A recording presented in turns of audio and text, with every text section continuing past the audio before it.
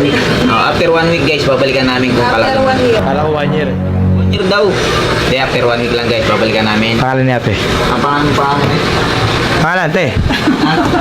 Shoutout mo siya, ate. May. Maymay, shoutout nga pala kay Ate Maymay. Ano nga pala siya guys? Tubong Bohol siya, taga Bohol siya. Ang mga taga Bohol dito, shoutout sa mga taga Bohol dyan. Mga Bisayan da po ba? Bisaya si ate. Bisayang liit. Bisayang gamay. Bisayang liit. Pati tama ba yun? Yo mga kasakay!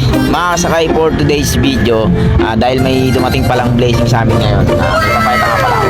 Ito nga pala yung mga listahan namin ng yung mga member namin ngayon.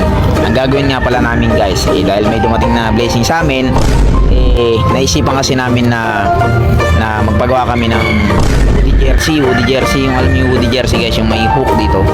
Kasi parang napapansin namin, medyo matagal na kaming hindi nakapagpagawa ng yung uniform namin. Kasi yung paggawa namin nakarang puti, syempre sa tinagal na rin, parang kumukupas na.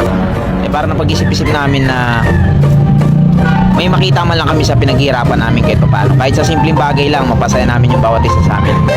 Kaya pupunta kami ngayon doon sa Patahian, doon sa pinagpatahian namin kasi alam namin na mas maganda tahian doon, tsaka talagang legit, tsaka magaganda at matitibay. Ngayon guys, pupuntahan namin doon at doon na lang tayo magkita-kita. Let's go!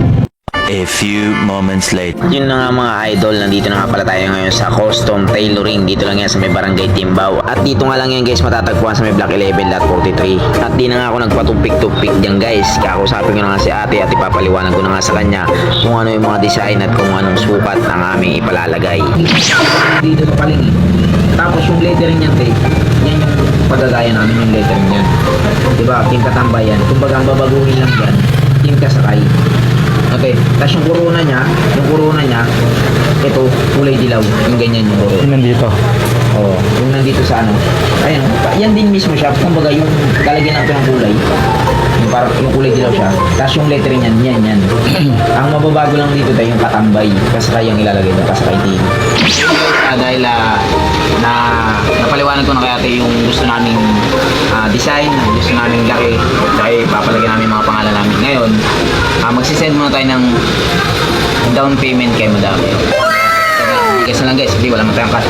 Pumasok na kasi guys sa Gcash yung ano namin, yung Blessing. inaantay namin, yung blessing na inaantay namin. Kaya ito down namin.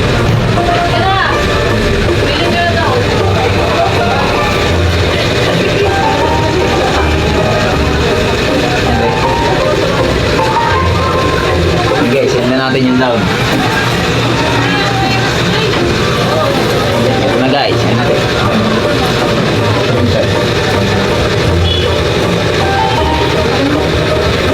Okay. Guys, after 1 week.